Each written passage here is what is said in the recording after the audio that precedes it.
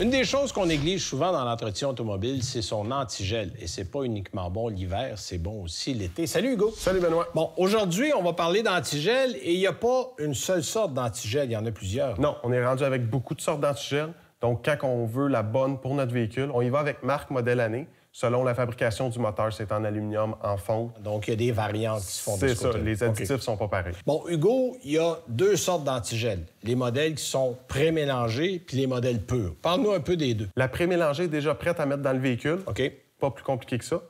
La pure, il faut la diluer avec de l'eau, pas de l'eau du robinet puisqu'il y a des minéraux et du chlore. Oui. Donc, il faut prendre de l'eau distillée.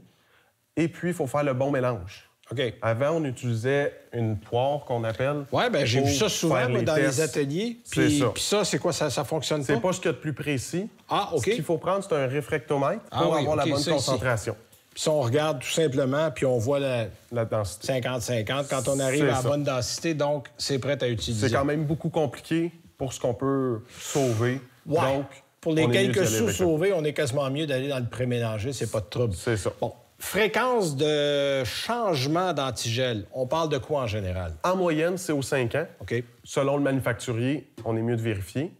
Puis ce qui arrive, c'est que l'antigel devient plus acide. On a des tests en bandelette pour faire le test. Un peu comme la piscine, ça c'est ça. Donc, si c'est trop acide, on le voit avec ça. Oui, puis le problème que ça cause, ça peut endommager les pièces en composite, les boyaux. Les capteurs de température peuvent venir oxyder et donner une mauvaise lecture, faire surchauffer là, le moteur. évidemment, bien, c'est des dollars et des dollars. Donc, c'est important de le faire 5 ans maximum. Puis je pense qu'on peut faire vérifier ça pour voir où en est quand on fait soit un changement d'huile, c'est changement de pneus, faire vérifier. Oui. Bon. Et là, évidemment, les voitures électriques commencent à être populaires et ceux qui pensaient qu'il n'y avait pas d'antigel d'un véhicule électrique, bien, c'est pas vrai. Là. Il y en a, on en a ici. L'antigel sert à refroidir les batteries sur la plupart des véhicules électriques pour pas qu'ils surchauffent. Exactement. D'ailleurs, on le voit, c'est sur le dessus des batteries. Là. Il y a des petits sillons un peu partout. Puis ça permet de conserver la température plus basse. C'est ça. Exemple, Zerex est d'origine chez Tesla avec la G48. OK. Donc, à l'origine, c'est ça qu'ils mettent dedans. Puis on peut le mettre, évidemment, chez d'autres modèles. Oui, c'est toujours selon la marque du véhicule. Parfait. Merci, Hugo. Merci, Benoît.